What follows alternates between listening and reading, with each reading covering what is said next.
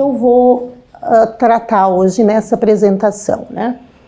Eu vou contextualizar um pouco o tema da representação política no Brasil, porque que a gente tem uma subrepresentação tão grande comparada com outros países da América Latina, falar um pouquinho sobre a representação política desde a perspectiva do neo-institucionalismo feminista, que é de onde eu falo, mais ou menos, as minhas pesquisas dialogam mais com essa perspectiva, sobre alguns marcos temporais das instituições eleitorais no Brasil, das regras eleitorais, e particularmente, então, entrar na discussão sobre as dinâmicas partidárias, como os partidos funcionam na implementação dessas regras no Brasil, sempre tratando dessa questão dos partidos como gatekeepers e agentes de backlash, que é um conceito que eu vou desenvolver e tratar aqui com vocês. Então, particularmente, como eu vou falar de dinâmicas partidárias, estratégias partidárias, eu vou falar mais que tudo sobre a backlash nos partidos. Eu já explico rapidinho isso.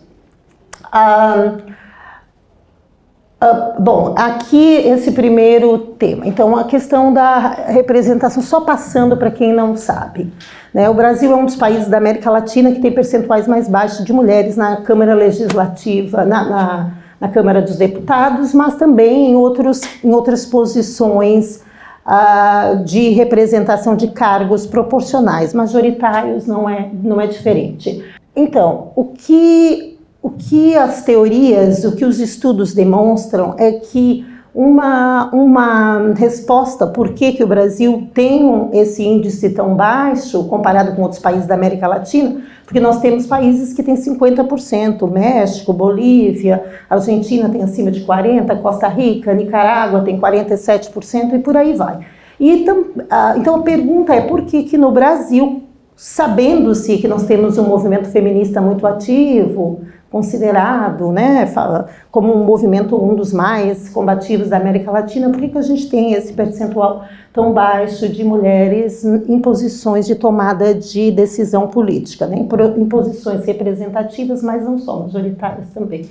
Bom, o que as teorias dizem é que o sistema de representação proporcional brasileiro não ajuda, porque nós temos um sistema de representação proporcional que é o melhor do que majoritário, porque majoritário só elege um candidato por distrito, então é melhor eleger mais pessoas, né? Porque, obviamente, onde tem grande disputa por poder, as mulheres e pessoas de minoria se saem pior. A gente sabe que quando a briga é por poder, os homens têm mais chances do que as mulheres, né, nessas estruturas fortemente patriarcal, como partidos, enfim, essas estruturas de representação política. Então, nosso sistema eleitoral, o sistema de representação proporcional com lista fechada, eu não vou falar sobre isso, não vou dar uma aula sobre isso, mas rapidamente dizendo, o eleitor, para simplificar, vota na legenda. Então, se um partido colocar as mulheres, no Brasil nós temos muitos partidos, então tem partidos que elegem apenas 5 pessoas, Então, se nós tivermos um sistema de representação proporcional com lista fechada e com cotas, com partidos que respeitem as cotas, e nós teríamos 30%, a nossa mesma cota, nós teríamos então 3 candidatos, não 5 que se elegem, né? Nós teríamos uma lista fechada. Ainda que colocassem os homens no topo, nós teríamos 2 homens e uma mulher, 2 homens e uma mulher e assim por diante. Então, o que nós teríamos no final seria a cota mais ou menos, o resultado eleitoral seria parecido com as cotas. No Brasil, o nosso sistema eleitoral é de representação proporcional com lista aberta, ou seja, o eleitor vota no candidato. Pode votar na legenda, mas ninguém vota. Vota no candidato ou na candidata. O que isso faz? Faz com que, primeiro, nós não possamos ter isso, que é o mandato, que é o que a gente chama de mandato de posição, que é isso que eu falei. Que você coloca 2 homens, uma mulher, 2 homens, não dá para fazer isso na lista aberta. Então, o que tem é uma grande individualização das campanhas. Cada candidato concorre individualmente dentro do seu próprio partido, não é? Então, há uma disputa por voto e, obviamente, por dinheiro, porque o que a gente sabe, o que as pesquisas demonstram é que há uma grande correlação entre dinheiro e voto. Então, se dinheiro é igual ou parecido com o voto, quanto mais dinheiro você tiver, mais voto você tem. Então, no Brasil, como nós temos essa grande individualização das campanhas, candidatos com mais dinheiro têm mais chance de se eleger. Nós temos um problema, tetos muito altos. Nós não tínhamos teto até muito recentemente. Agora a gente tem tetos para deputado federal, nós temos tetos para todas as... Mas os tetos são tão altos que apenas alguns candidatos conseguem atingir o teto. Ou seja, num contexto sem teto, num contexto onde candidatos podem arrecadar muito dinheiro, candidatos que não são tradicionais na política, que são novatos na política, dificilmente se darão bem. E que não são bem conectados com doadores de campanha, eu falo um pouquinho disso agora, porque, como era antes de 2015, dificilmente vão se dar bem. Então, por isso, nós temos já um sistema eleitoral que já atrapalha, porque faz com que o financiamento eleitoral seja o fator mais preponderante. E as pesquisas, eu faço pesquisas sobre isso já há algum tempo, e as pesquisas demonstram que as mulheres arrecadam muito menos dinheiro que os homens. Eu só queria, a gente está sumindo, né, a parte lá em cima. Aqui, o que a gente... Então, a partir desse olhar, o que a gente... Não é que a gente desconsidere a questão da cultura política, mas a partir do neo-institucionalismo feminista, nós entendemos que instituições iguais a regras, e as regras formais e informais são essenciais para entender o desempenho eleitoral das mulheres. E todas essas pesquisas que focam no sistema eleitoral, todas essas pesquisas vêm dessa visão de que regras são fundamentais. Então, essas pesquisas tentam mostrar quais regras que auxiliam mais mulheres a serem eleitas. Por quê? Porque nós temos, por exemplo, só para dar um exemplo, na América Latina nós temos culturas muito parecidas, né? Se nós falarmos em cultura machista, ou mesmo cultura política, né, de confiança nas instituições e tal, com algumas diferenças, mas nós temos culturas parecidas. E, no entanto, nós temos grandes discrepâncias de representação. Alguns países têm representação de 50%, como eu falei, enquanto o Brasil tem 18%. Então, a gente vai buscar nas instituições a explicação para isso, e é sobre isso que a gente fala. As instituições, como os autores falam, são essenciais para explicar. E uma outra questão importante da teoria, que eu vou trazer depois na análise, é a importância da institucionalização das regras. Onde as regras são muito frouxas, como no Brasil, onde as regras não são bem definidas, como não é bem definido, quando a gente fala do financiamento eleitoral, não é dito para quem essa regra de proporcionalidade, que eu já vou falar dela num instante, se essa regra de proporcionalidade deve se aplicar para candidaturas proporcionais ou se pode também ir para candidaturas majoritárias. Ou seja, essa falta de institucionalização, não há normativas específicas, acaba fazendo com que os partidos se aproveitem dessas brechas para, obviamente, manter o status quo partidário, o status quo do processo político decisório, em que os homens brancos têm o domínio, enfim, do processo de tomada de decisão. Então, os partidos, nestas pesquisas e na minha pesquisa, são considerados atores centrais e utilizam-se de dinâmicas informais normalmente para evitar a implementação efetiva de regras formais, que a gente vai ver aqui.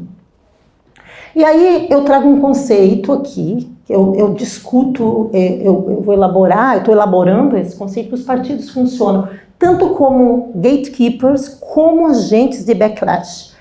E a teoria, a discussão de que partidos são gatekeepers, ou aqueles porteiros, é uma discussão já bastante... As feministas falam disso, a Pippa Norris, a Lewandowski falam disso, dos partidos como aqueles porteiros, há uma barreira, né? Muitos falam de um teto de vidro também, que dificulta a entrada. ou a ascensão política das mulheres dentro das estruturas partidárias e em cargos de tomada de decisão política. Então, eu vou elaborar um pouquinho mais sobre isso. Como é que eu estou definindo esses dois conceitos? Então, eu digo, bom, sim, gatekeeping funciona dentro dos partidos, mas mais que isso, os partidos não só são porteiros, não só eles atuam como gatekeepers, mas eles também ativamente lutam para evitar um progresso, uma ascensão política das mulheres. Então, os dois conceitos eu trago da seguinte forma, bom, resumindo mais ou menos o que? O gatekeeping seria o espaço, os partidos políticos são por excelência espaços misóginos, não é? Então, a cultura interna do partido, o partido político como sendo uma estrutura essencial de poder político, é uma estrutura patriarcal, uma estrutura misógina. Então, o simples funcionamento do partido político, quando não tem intenção de bloquear as mulheres, já atrapalha as mulheres. Por quê? A norma é que os líderes partidários, por exemplo, considerem mulheres como não sendo tão boas candidatas, como se os homens fossem, por excelência, o candidato melhor, etc. Então, eu falo que gatekeeping é política partidária de costume. Não requer intenção. Seria, por exemplo, viés no processo seletivo para lideranças e candidaturas. É resultado da misoginia inerente às estruturas de poder. Agora, backlash seria, então, ação intencional de resistência a mudanças para salvaguardar o status quo partidário em que homens brancos, normalmente, controlam o processo de tomada de decisão. Então, eles utilizam estratégias para evitarem a implementação efetiva de medidas que têm potencial para mudar a composição histórica de espaços decisórios, como cotas e ações afirmativas. Eles podem atuar, não é aturar, é atuar, por exemplo, de forma preventiva. Então, a gente pode falar de um backlash preventivo. Não precisa nem nós termos mais mulheres no poder. O simples fato de nós termos uma regra que vai fazer com que elas possam chegar ao poder, então eles atuam de forma preventiva para evitar que isso aconteça. Porque normalmente a teoria de backlash fala que é uma reação a avanços. Não precisa haver avanço para haver backlash. Nós podemos ter um backlash preventivo, digamos, um backlash que ocorre antes mesmo do avanço existir. Então, vamos ver o que eu estou chamando, porque como é que eu estou aplicando essa discussão. Então, de 95 a 97, gente, eu acho, o que a gente tinha lá em cima era as regras, né? Regras, eu acho, eleitorais. Então, aqui nós vamos ver marcos históricos, tá? Como saiu? Deixa eu ver.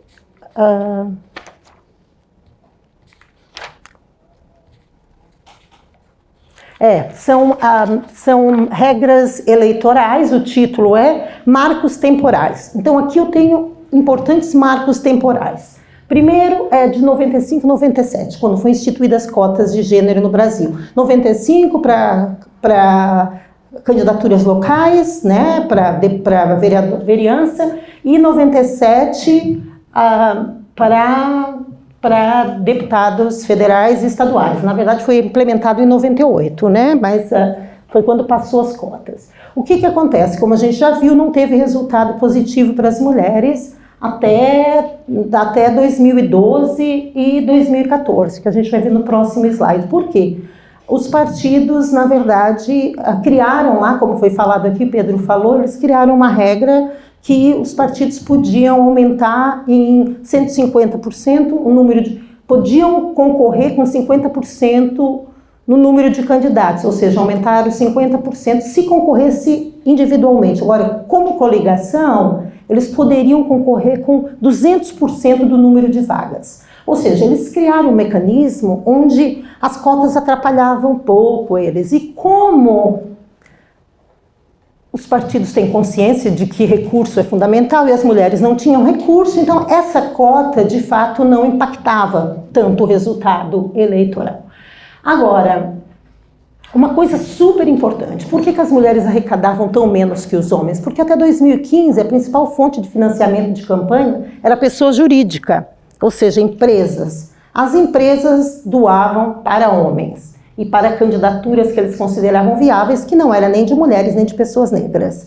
Então, o que acontece? Em 2015 há uma proibição dos recursos de pessoa jurídica pelo Supremo Tribunal Federal. Então, esse é um marco importante, porque se as mulheres não ganhavam dinheiro das empresas, o simples fato de proibir a doação de empresa já ajuda candidaturas que estão, né, que não têm doação dessa fonte.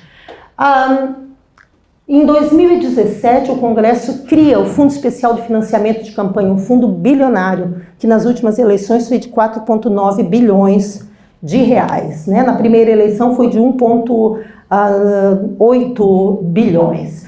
Então, outro marco importante histórico, em 2018 é criada uma regra de proporcionalidade de gênero, né? A partir de uma consulta da sociedade civil. É sempre importante dizer que normalmente essas regras mudam através de uma pressão social e normalmente de aliança entre movimento e mulheres da Câmara da Secretaria das Mulheres ou da bancada feminina da Câmara dos Deputados. Então foi criado em 2018 uma regra de proporcionalidade. Eu vou falar rápido de todas porque eu não vou explicar o processo, mas o que implica é que todo partido tem que ter proporcionalidade entre candidaturas e recursos repassados, recursos públicos. Certo? Quais são os recursos públicos que nós temos?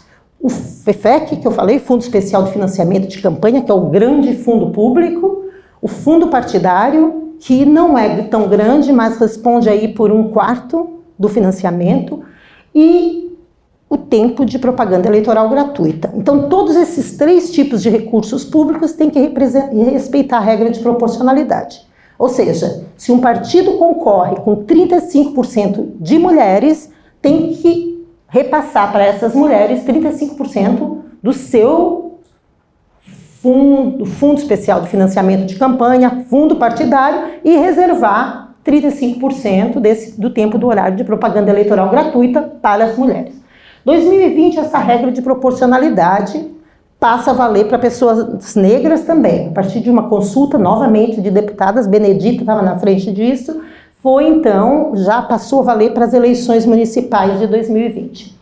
E 2022, então, nós temos, porque como já foi falado aqui, o que acontece? Não só os partidos doavam menos para as mulheres, mas também eles doavam nos 45 do segundo tempo, como a gente fala. Então estava assim, doavam nas últimas semanas, deixando as mulheres com problema com a justiça eleitoral, normalmente. Então, foi criado nessas últimas eleições, agora de 2022, uma regra, na verdade foi em 2021 essa regra, sobre o tempo, eu chamo de tempo do financiamento, que é o seguinte: os partidos tinham que repassar para as candidaturas de mulheres e pessoas negras todo o recurso que caberia a elas até o dia 13 de setembro, em torno de 3 semanas antes do final. Bem, ainda não é tão bom, mas é melhor do que qualquer coisa. Na verdade, e uma outra coisa aqui que eu trago é que houve uma baixa, só para uma característica é que há uma baixa institucionalização das regras, mas eu já falei sobre isso. Bom, como os partidos implementaram, passando por isso, não preencheram o percentual mínimo das cotas até 2014, eu já falei sobre isso, 2012, 2014, utilizaram-se de candidaturas fictícias, como já foi visto aqui, candidaturas inviáveis, né? Nós tínhamos candidaturas inviáveis com baixa arrecadação das mulheres e baixo investimento partidário também, até 2015. Não houve proporcionalidade, e aí os dados demonstram que os partidos, tanto em 2018 quanto em 2022, eu vou mostrar os dados, eu só estou aqui antecipando a análise, e não cumpriram o prazo. O que a gente vê só sobre essa questão do prazo, porque eu não tenho slide sobre isso, é que nas primeiras semanas, eu apresentei um trabalho na IPSA agora, onde a gente olha para como é que foi feita a distribuição, nas primeiras semanas mais homens ganham. Então, assim, e a gente sabe que, inclusive, tem uma instituição nos Estados Unidos que é Emily's List, que recada que é Early Money is like yeast, que é a ideia de que se você injeta dinheiro cedo na campanha, cresce como fermento. Mas se você dá nas últimas semanas, como é que você vai criar um comitê eleitoral? Como é que você vai fazer uma campanha? Então, não ajuda. Então, não cumpriram o prazo. E, por fim, que eu vou mostrar agora, passar nos slides, há uma grande concentração de recurso nos candidatos que concorrem à reeleição. Candidatos e candidatas. Ou seja, se você investe em quem já está lá, nós temos um pool pequenininho de mulheres lá, vai ser difícil de nós conseguirmos eleger mais mulheres. Vai somar para a legenda, ajuda a eleger homem, né? Então, pode ser visto também como uma estratégia partidária. Aqui os dados. Primeiro, a questão de eleição, tá? Isso aqui é um quadro que mostra a eleição de mulheres. 2014, 2018 e 2022, mulheres e homens. O que a gente observa lá na segunda linha é que as mulheres brancas não aumentou o número na verdade diminuiu um pouquinho de 2000, vamos focar nas duas últimas colunas aqui, de 2018 para 2022, a gente teve, na verdade, um pequeno 1%, diminuiu o número de mulheres brancas eleitas, apesar de que a gente aumentou de 15% para 18%, né? Agora, o grande aumento mesmo foi visto entre as mulheres negras, que passaram de 2,53 para 5,74, então mais que dobrou o número de mulheres negras eleitas. Então, muito importante. A gente olha para os homens, né? Para os homens também houve uma diminuição, é claro. Aí eu acho importante olhar para outras também, que a gente viu que teve um número de pessoas indígenas sendo eleitas. Então passou de 0,19 para 0,79 de mulheres outras, o que é bem interessante também. Sobre homens brancos, a gente viu que homens brancos diminuiu um pouquinho, não é? Menos que 2%, ou em torno de 2%, mulheres, 2 pontos percentuais, desculpa, negros diminuiu também um pouquinho e outros também aumentou. Isso é só um quadro para ver como é que acontece o resultado das eleições. Agora, como eu falava, com relação a recursos, o que a gente vê? Isso é bem interessante, porque quando a gente faz uma análise de gênero, sem olhar para as categorias interseccionais, a gente pode incorrer num grande erro. Quando a gente olha para esse quadro de receita, eu estou olhando aqui para a receita pública, porque é isso que me interessa, ver se os partidos são realmente atores de backlash, se eles estão cumprindo ou não a regra. Eu olho para as mulheres, lá a segunda, isso aqui. Esse número aqui, o que a gente vê? Que as mulheres brancas não teve subfinanciamento na campanha de mulheres brancas. As mulheres brancas foram 16,80% de candidaturas e elas receberam 16,83% de recursos, ou seja, teve paridade. Agora, quando a gente olha para as mulheres negras, a gente vê que as mulheres negras teve ali um desnível ali de 4, um pouquinho menos, né, de 4 pontos percentuais ali, mas teve um desnível. Quando a gente olha para a grande diferença, desproporção, está entre os homens brancos, não é? Porque eles eram 34,44% dos candidatos e receberam 43,91%. Então aqui é que está a verdadeira desproporção, né, de arrecadação. Os homens negros eram 29%, em torno de 29%, e receberam 23,69%. Então aí também uma desproporção um pouco maior do que as mulheres negras. O que a gente tem aqui? Eu vou explicar para vocês. Aqui é do tempo, o tempo do financiamento. Quando a gente olha esse sinalzinho negativo aqui, lá em cima, desculpem, tem aquele delta lá, o sinal negativo foi para cima. Na hora de copiar, não sei porque eu estava com pressa, eu falei, não vou refazer.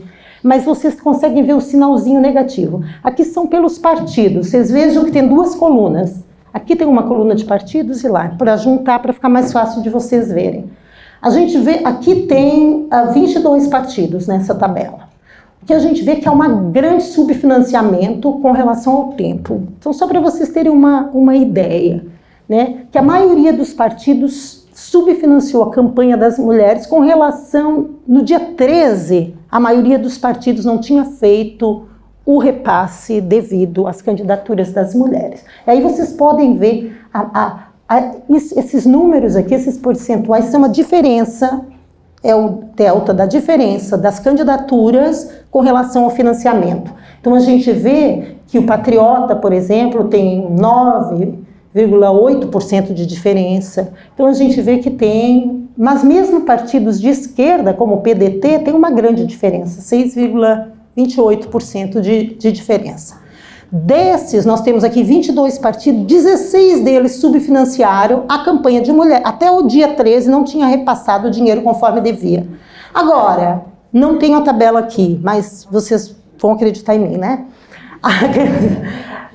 Quando nós separamos os dados e olhamos para a questão racial, mulheres negras, de 22 partidos, 19 não haviam feito o repasse. Então, aumenta quando a gente traz a variável raça para a equação, para a análise. Para quem vai o dinheiro, que era o que eu falava. E aqui eu tenho, que é bem interessante o dado. Quando a gente olha para mulheres e para homens, a gente vê que, eu vou dar a resposta de... A gente tem aqui desafiantes e candidatos novatos e candidatos que estão e candidatas concorrendo à reeleição. Então, para os desafiantes, eu acho que é melhor a gente focar nos que estão concorrendo à reeleição, porque os que estão concorrendo à reeleição e que são mulheres, nós tínhamos 0,47 de todos os candidatos eram mulheres que estavam concorrendo à reeleição. E essas mulheres receberam 3,45% do recurso. Ou seja, elas receberam 7 vezes mais o percentual da candidatura. Com relação aos homens brancos, novamente nós temos um percentual próximo também de 7 vezes. Está dando para entender, gente? 7 vezes, porque lembre-se que a regra é de proporcionalidade. Então, se nós tivéssemos aqui 2,98, nós teríamos que ter mais ou menos, nós teríamos que ter a mesma coisa. Então, e quando a gente olha para mulheres negras, não acontece isso. As mulheres que estão concorrendo à reeleição, por algum motivo, receberam menos recurso do que... E eu não consigo ainda entender direito, assim, preciso me debruçar mais sobre os dados para fazer uma leitura né, disso. Então, essa é a questão. Muito dinheiro vai para quem já está lá. Como a maioria das pessoas novatas são mulheres e pessoas negras, como é que nós vamos eleger mais mulheres e pessoas negras, dado o contexto anterior, que eu já expliquei, que recebem menos, fora do prazo, e ainda vai para... Como? Desculpa, gente, eu só peguei 22, mas é a mesma, tá? É esse aqui é 22, tá? Eu só a última tabela é 22. Isso é os dados que tá. Então, aqui eu tenho um pouco da conclusão, se me permitem, então já estou terminando. A gente viu que as cotas e ações afirmativas tiveram um impacto, mas um impacto muito lento, porque a gente viu que subiu, particularmente subiu de 2014 para 2018, né, que teve um aumento ali de 50%, que tem a ver com a questão da regra de proporcionalidade, não é? Então, algum impacto tem, apesar de que os partidos não cumprem efetivamente as regras, mas as mulheres receberam mais dinheiro, certamente. Isso é visível quando a gente compara um ano com o outro, um ano eleitoral com o outro. Bom, um outro fator, qual é um outro problema? Então, eu estou aqui trazendo algumas reflexões. O caráter de baixa institucionalização das nossas regras no Brasil, com normativas de implementação pouco definidas, dificulta o alcance de seus objetivos. Por exemplo, a emenda constitucional 117, que é sobre a proporcionalidade, não especifica para que cargos deve ser feito o repasse proporcional. Então, dessa forma, pode ir para uma chapa majoritária. O que tem acontecido? Os partidos podem estrategicamente colocar mulheres como vice ou como suplentes de senadores, simplesmente. E aí o que há? Há um desvirtuamento totalmente da política de ação afirmativa. Então, uma política de ação afirmativa que deveria ser utilizada para ajudar essas candidaturas que têm dificuldade de acaba sendo um desvio de função, né? Acaba ajudando os homens. Então, é um perigo, porque a gente pode estar criando uma política de ação afirmativa para ajudar. Por isso que é importante a institucionalização das regras, né? Então, sem normativas específicas de implementação, fica difícil o monitoramento e a punição dos infratores.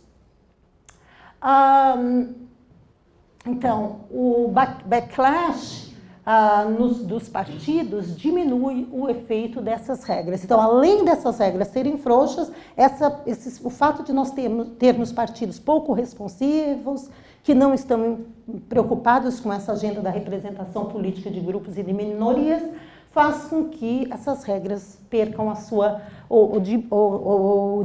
há uma diminuição da eficácia dessas regras. Então, como a gente viu, não houve proporcionalidade, nem em termos do recurso repassado, nem em termos da temporalidade que esse recurso deveria ser repassado. E, somados a esses impedimentos, os recursos são prioritariamente repassados para candidatos que concorrem à reeleição. Então, só concluindo, nesse contexto de regras frouxas, ausência de mecanismos efetivos de controle, a partidos pouco responsivos e sistema eleitoral que pouco favorece a renovação, a baixa presença de mulheres e homens negros se perpetua. E me desculpe aqui o pessimismo. Obrigada, gente.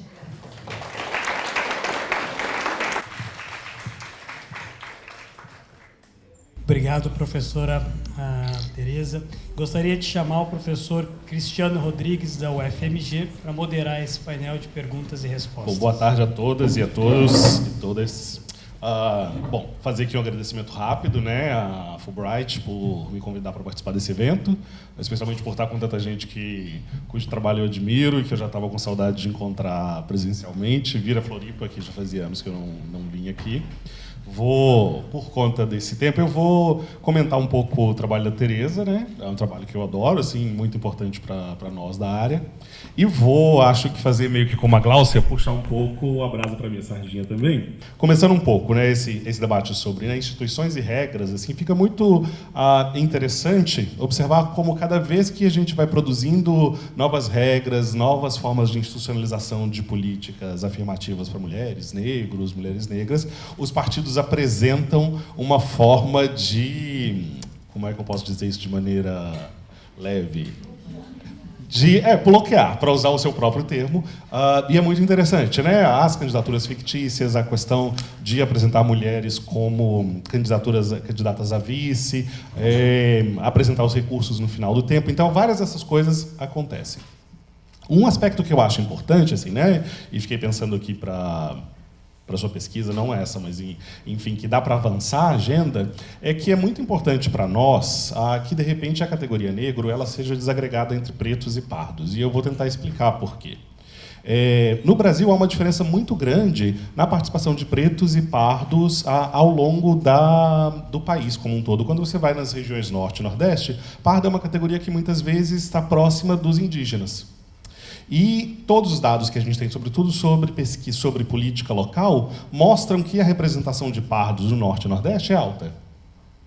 Enquanto você vai para as regiões Sudeste e Sul, essa representação é baixa. Então, tem alguns indícios, até alguns trabalhos que eu produzi, mostrando que, quando nós pensarmos a alocação de recursos de partido, é muito importante pensar as lógicas locais. Porque se uma mera cota, por exemplo, que muitas vezes é pensado como uma forma de alocação de mais negros e negras nos partidos, ela não seria adequada, porque ela poderia gerar uma desproporcionalidade em lugares em que você tem maior participação de pessoas pardas e um problema de representação em lugares que você tem menos. Esse eu acho que é um aspecto importante, e até sobre a subrepresentação de mulheres negras, já que quando você, né, todos esses dados que você mesmo traz, dados que eu já vi de outras pesquisas, ou de pesquisas que eu mesmo fiz, mostram que as mulheres pretas, quando você pega mulheres pardas e pretas, as mulheres pretas é que, de fato, não estão em quase nenhum lugar da representação.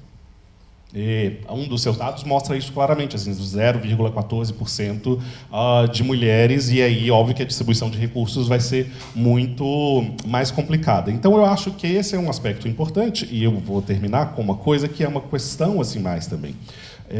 Sobre, né, para além da questão de, acho que, desagregar os dados e pensar as lógicas regionais é importante, também, óbvio, né, o tipo de candidatura majoritária, proporcional faz toda a diferença. Uma outra coisa que eu pensei, e assim, em um dos das suas tabelas isso fica meio claro, que é sobre aquele recurso que é o tempo de TV e rádio, mostrando como alguns partidos, eles na realidade têm uma divisão até proporcional disso, e que seriam partidos que talvez tenham mecanismos institucionais internos de mulheres mais combativos, eu não sei se combativos é a palavra certa, mas com uma maior capilaridade, maior força dentro do partido. Por exemplo, o PT é um partido que tem políticas interessantes sobre participação de mulheres na sua direção, o PSOL, outros partidos também têm, que talvez, então, e aí fica meio como pergunta, assim, né, como incentivar outros partidos a produzir, talvez, esses mecanismos internos de mulheres e negros que tenham força no processo decisório do próprio partido, porque talvez esse seja um dos mecanismos pelos quais o partido opere, né? Tanto como um gatekeeper e um bloqueador, porque mesmo quando há espaço para esses, aí acho que tem um trabalho que é da Raíza, né, com a Dani, Rezende e outras pessoas, esqueci agora as outras autoras, que vai mostrando, por exemplo, como o grau de institucionalização desses mecanismos de mulheres nos partidos é muito limitado e elas têm pouquíssimo acesso às instâncias decisórias no partido. Então, na hora de distribuir recursos, na hora de dar dinheiro para os candidatos, escolher quem vão ser os candidatos selecionados para serem competitivos, essas mulheres não têm direito à voz. E eu estou replicando essa mesma pesquisa para as comissões de negros, e é exatamente a mesma coisa, né? Então, estou usando mais ou menos o mesmo modelo que elas estão usando de análise dos estatutos, né? E mostrando também que isso não acontece. Então, talvez a melhoria desses mecanismos internos dos partidos seria uma forma de, eventualmente, a gente lidar com essas disparidades no nível do partido enquanto gatekeeper e bloqueio. Desculpa se eu falei muito, e aí vamos abrir para questões. Posso responder? Pode. Tá funcionando.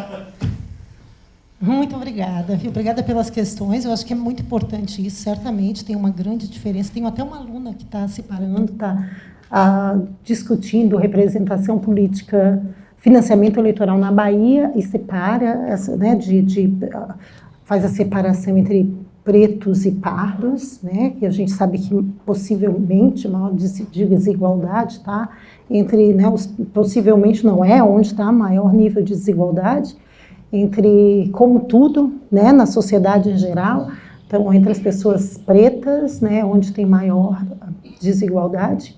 Sobre a questão dos mecanismos, eu acho que também é fundamental, que aí seria, né, então, eu apresento aqui um diagnóstico do que está acontecendo, né, e você está trazendo uma sugestão que eu acho super importante, de entender quando é que os partidos são mais responsivos, né, quais são os partidos que têm representam melhor, têm uma maior representação de mulheres, distribuem melhor os recursos, né? E aí eu tenho até um artigo de 2008, eu acho, publicado em inglês, que é sobre responsividade partidária. Eu tenho um agora, recente, no livro que a Flávia Biroli tem, e outras pessoas, Luciana Tatagiba, outras pessoas, sobre isso também, que é sobre que se chama esse último A Culpa é dos Partidos, porque eu dei esse título porque quando eu era entrevistada, sempre me perguntavam, mas as mulheres, elas não querem. Aí eu dizia, não, a culpa é dos partidos. Aí eu falei, já que eu estava respondendo, eu vou colocar aqui já no título, que já fica... meu posicionamento já fica claro. Então, assim, nestes capítulo, ou nesse artigo lá de trás, de 2008, se não me engano, eu trago essa discussão. Quando é que os partidos têm, inclusive, um de 2005, que é Political Parties, When Do They Work for Women? Quando eles funcionam para as mulheres? Que é uma das variáveis essa. Os partidos de esquerda são mais responsivos, como diz a teoria, porque eles são de esquerda e têm uma ideologia mais igualitária, ou é porque eles têm mecanismos internos de mulheres mais combativos? Então, a questão é que, assim, trazendo um ponto, uma questão que você trouxe, o PT, por exemplo, tem cota para as mulheres desde 91, foi implementado pela primeira vez em 93, que era de 30%. O PT, em 2011, essa cota do PT passou para 50%. Então, o PT tem 50% em todos os níveis de liderança do partido, desde o local ao nacional. No entanto, o que nós tínhamos no Congresso Nacional anterior? Nós tínhamos 18,5% de representantes do PT na Câmara dos Deputados e 17,5% do PSL. Ou seja, muito próximo. Então, assim, a gente fica com essas análises um pouco assim, né? Poxa, não responde. Então, ali, um partido, o PT agora melhorou. Agora o PT, se eu não me engano, está com 28% na Câmara. Então, pela primeira vez, está havendo uma... Mas, olha, são quantos anos? E nós sabemos que no PT tem um movimento feminista extremamente combativo. Né? Porque a gente pode pensar que as mulheres dos partidos são o que eu chamo de foot soldiers, né? Elas vão lá, trabalham para o partido, fazem a campanha, mas não querem. Mas que até a história, os partidos apoiam as mulheres quando elas trabalham assim, fazendo a campanha, quando elas começam a pedir espaço. Não só pedir, demandar através de ações afirmativas, aí é que vem o backlash. É quando realmente há o perigo de perda de poder. Que é esse que eu estou tentando articular aqui, não sei se ficou claro. Mas é quando há o perigo de perda de poder que os partidos atuam como... E aí, por isso não há... Tem um conceito de backlash que é a ideia de que o backlash é uma reação de forças conservadoras, não precisa ser de forças conservadoras. Basta ser de uma luta pelo poder. Então, assim, é para manter o status quo. O status quo pode ser de esquerda, num partido de esquerda. Então não precisa ser necessariamente conservador. Essa luta pela manutenção do poder de quem sempre esteve lá. Então, assim, só para dizer que é complexo, né? Porque, por outro lado, só mais um exemplo, por outro lado, eu acho que é sim fundamental não só ter mais mulheres nas estruturas de liderança, mas com poder efetivo. O PSDB, eu conto a sua história em todo lugar, gente, se vocês já ouviram, por favor, me desculpem, mas é porque, nesse artigo, Flávia, que eu escrevi para vocês lá, nesse capítulo, eu colocava 3 partidos eram mais responsivos. Era o PSOL, qual era o segundo, gente? Esqueci do segundo, não era a Rede, era o PCdoB, e o outro era o PSDB. Só que eu, como faço pesquisa nisso já desde muito tempo, eu sempre lembrava que o PSDB, e eu analisava esquerda, direita, centro, esquerda, direita, centro, eu sempre notava que o PSDB não elegia a média de mulheres. Então, o que fez o PSDB em 2018 eleger 27% de mulheres? Eu não entendia, mas entrou lá no artigo como os 3 mais responsivos do PSDB, porque eu estava fazendo a minha análise nos dados, baseada nas minhas teorias que eu analisava os dados. Bem, eu fui para uma reunião da ONU Mulheres, em Brasília, e as mulheres do PSDB estavam lá falando. Nessas eleições, nós exigimos que a Secretaria de Mulheres, que eu não sei qual é o nome, Mulheres do PSDB, nós tomamos conta do dinheiro que cabia às mulheres e nós que definimos para quem ia esse recurso. Então, talvez, a questão não é que as mulheres ocupem mais posições de poder só, mas que posições elas ocupam. E outra coisa, e como elas... Por exemplo, o que é poder? Eu falei antes, dinheiro e poder está ali muito junto. Então, tomar conta, dizer, não, nós queremos ser as que definem para quem vai o recurso.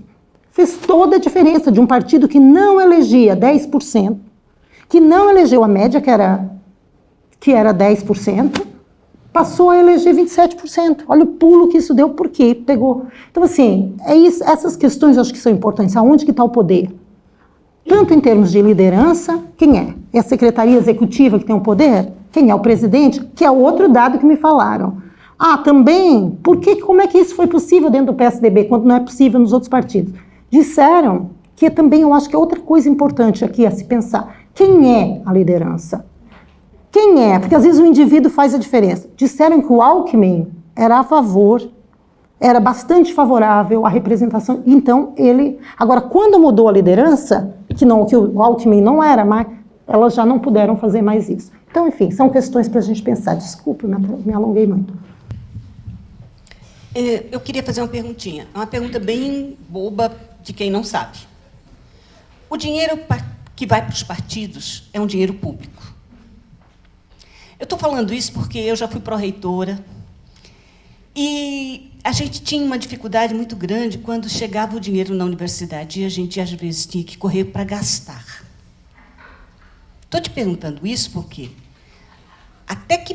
o que acontece para que os partidos não consigam entregar o dinheiro na época que deveriam entregar?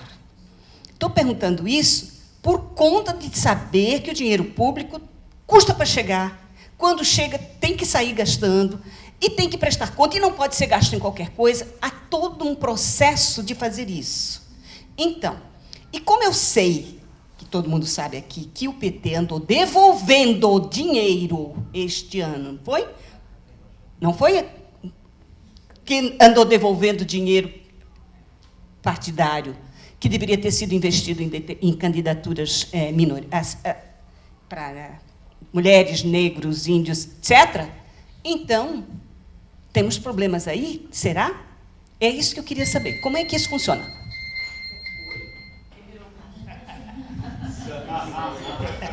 Então, o dinheiro do fundo partidário, do fundo eleitoral, vem do Tesouro Nacional. É transferido para os partidos já ali no início da campanha.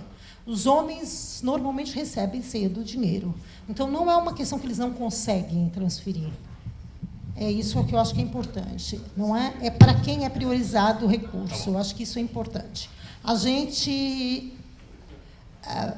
Agora, não sei, é sobre essa questão de que os partidos devolveram o dinheiro, eu não sei, porque eu não sabia, não pesquisei sobre isso. Agora, o que eu sei é que eles não... E tem uma outra coisa, gente, que é importante, porque, como você falou, né, Joana, que as mulheres dizem que o dinheiro, que lá numa cidade pequena até dá para fazer campanha, porque elas podem pegar ajuda. Isso elas me diziam lá, quando eu comecei a fazer pesquisa sobre isso. Por que a gente não ganha a eleição? Porque não tem dinheiro.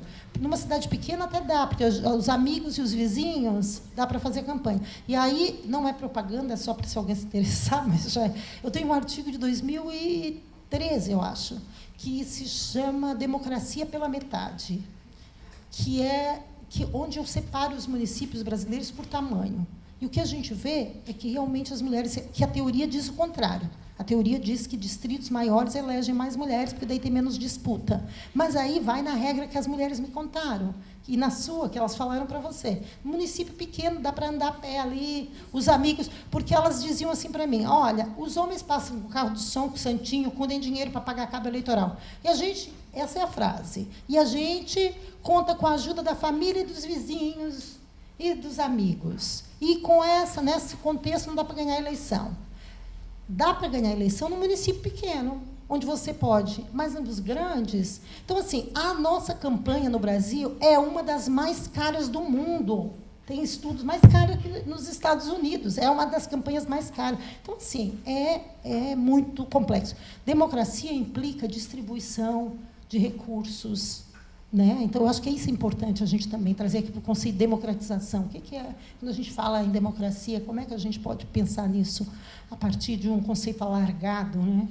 Que leva em consideração a inclusão desses diferentes grupos no processo de tomada de decisão política. Como é que dinheiro tem a ver com democracia também? Enfim.